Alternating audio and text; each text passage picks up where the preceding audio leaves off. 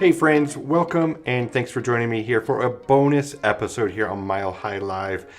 I'm doing this because I want to share an extra clip with you of my discussion with Dean Schmidt from ChannelMom, because Jenny shared a very personal story in our discussion that is worth sharing, and I thought it would make a great piece of content by itself, and I want to be sure that you have an opportunity to watch it, because she shared her testimony and about her struggles early on as a mom, losing her job, and she says losing her God in her career, but then finding God, and ultimately how that led her to creating the outreach ministries that she's leading through ChannelMom. The ministries to help mothers who are rebuilding their lives from homelessness, and mothers who are living in prison, and single moms who are struggling financially.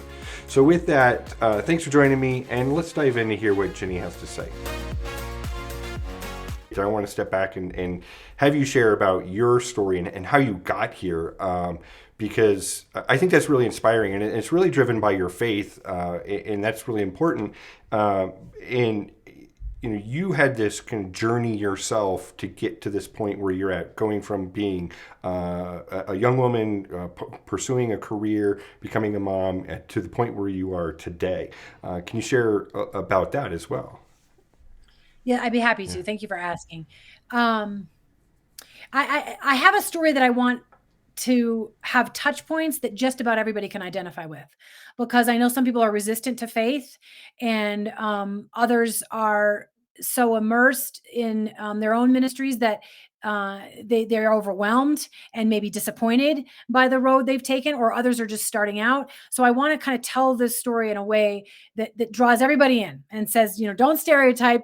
You don't maybe not know the kind of place I've come from, and I'm gonna help you understand it and maybe encourage and motivate you in your dreams.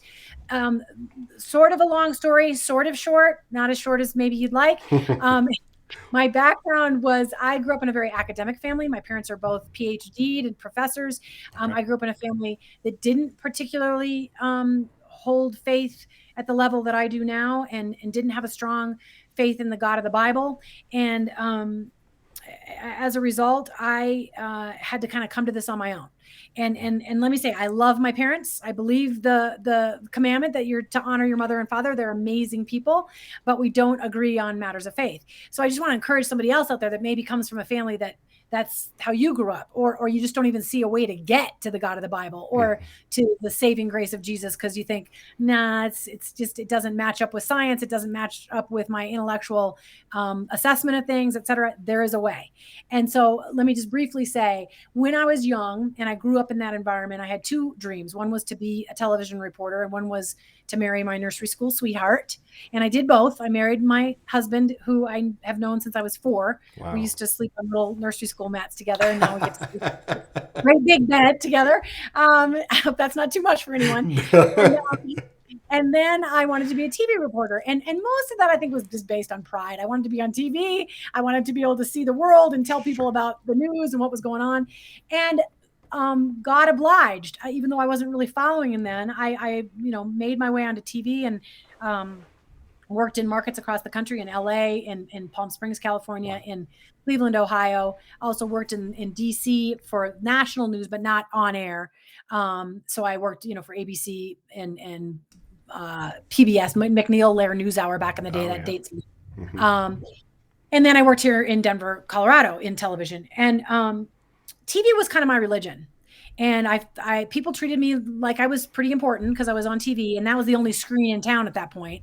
And so I sort of, you know, became an idol in my own eyes, and that became my religion. And I got to do a lot of cool stuff. I've interviewed a couple of presidents. One was just in a press conference, but covered the O.J. Simpson trial, covered all kinds of things Wow. that you would recognize, Yeah. and became kind of an idol to myself. And in the midst of that, I lost my job in Cleveland, Ohio. And it was right after I'd given birth to our son. Now, mind you, I was not a woman who ever thought I would have children, because I took my career so seriously. And I thought, I just needed to pursue that.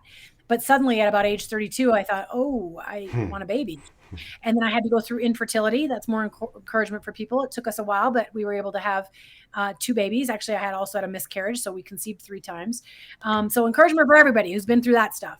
But right after I had our first child, his name is Otis, I lost my job in television. Bye, honey. See, I'm still a mom. Always a mom. Once a mom, always. Be careful, sweetie. Bless you. So I lost that job. As you can imagine, I lost my religion. I no longer thought I was important in the world. I no longer thought all those things that made me meaningful mattered anymore. Nobody would think I was important. I didn't have a big purpose, et cetera. I had this baby in front of me, but I had lost my platform, which was television. So I slipped into about a year and a half of postpartum depression. And in that year and a half, it was a grueling darkness where I just didn't want to be alive. Everything seemed dark. Most things seemed pointless. Thankfully, I didn't feel bad about my baby. I felt loving toward him, because some moms, when postpartum depression, they lose that sort of love toward their child. But I was in depression and that place of darkness for about a year and a half. In the midst of that, I began to seek after God, and I didn't know where I'd land, but I began to seek God. And a lot of things transpired, but I'm going to tell the very brief thing that led me to believe that Jesus was who he said he was 2,000 years ago. I had a day where I thought, I just need to get over this. I need to stop taking myself so seriously and think about others. And so I picked my 1.5-year-old baby up, and we went down to volunteer at a Special Olympics event. And I thought, if these kids don't cheer me up, I don't know what will. And I volunteered there for a while. And I remember walking around in a garden with my baby boy and saying out loud to God, not even knowing if he was there, this isn't helping. You've got to help me. You've got to help me see where you are and who you are. That same day, I went to my parents' home in Denver, Colorado, and they weren't there. And I think my son was sleeping in the car seat. And I remember throwing myself on their bathroom floor. And as I did that, I thought, I don't know if they would respect what I'm about to say from their intellectual scientific background. So I kind of said out loud to the God I was seeking, I don't care if my intellectual family thinks this is stupid. Jesus, will you please save me? And that's about all I did. Got up, left my parents' house, went back to my little house in the mountains, and with my baby boy. My husband wasn't done yet at the Special Olympics event. Walked into our dark house, brought my son upstairs to his bedroom, put him on the changing table, flicked on the radio. I wasn't a Christian yet at that point, so I didn't purposely listen to Christian music. Just flicked on the radio, began to change my son. And as I was changing him, he reached up and pulled me down to himself. And I don't remember, have I told you this story, No. Aaron? Yeah, as I was changing him, he reached up to pull me down to himself. Now, he wasn't a man of many words. He was 1.5, so he just spoke through actions. And he drew me to his little chest, and I let him hug me for a second. Now, he's a boy, so there was something that was pointing at me that was dangerous at that point. So I had to pull myself back and continue to change him. This went on a couple of different times, probably 4 or 5 times. Okay. He kept reaching up for me and insisting on pulling me down. And about the 4th or 5th time I was done changing him, I remember thinking, this is so weird. He looks like an old man. He looks wise. He seems strong. He seems powerful. He's very insistent. And I just thought it was very strange. He'd never done it before, and he has never done it since. And so he pulled me down to his chest, and I thought to myself, I'm just going to let him hold me in his arms. So I lay there in this sort of twilight room, letting my little baby boy hold me in his arms. And as I was laying there, I began to listen to the song that was on the radio. And the song that was on the radio was, What a Friend We Have in Jesus. And in that song, it says, and this part always makes me almost cry, in his arms, he will take and hold you.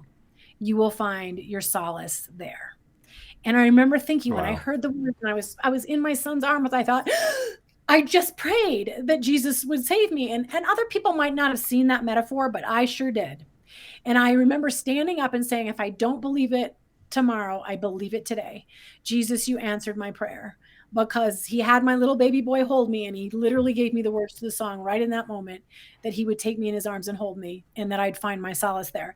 And that changed everything for me. And suddenly, that's powerful. Thank you for sharing that. You're welcome. It's hard to share because I never know who's got the patience to listen. But right after that, God began to show me that that spotlight that I was in, and the spotlight that all of our celebrities are in, Yeah. is mostly a false light compared to the true light that God wants to develop in our lives. And he chose to develop that in me as a mother. And so he had to draw me away from that false light where I was giving people bad news. And he began to show me, people were honoring you when you were on a screen and in a spotlight, giving them mostly bad news.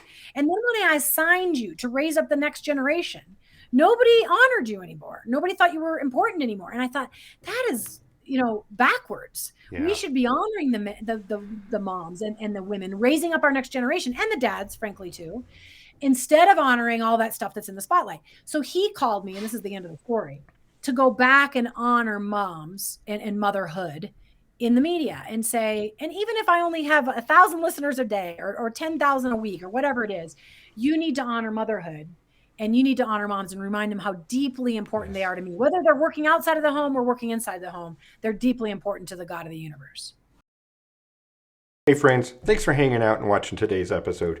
If you want more information, you can go to my website at milehighlive.co. And why .co? Because we live in Colorado and .com just didn't make sense. You can also check out this really great episode and this really great episode. Either way, hey, you're going to be watching what's good in Colorado. Appreciate it. I'll catch you in the next episode.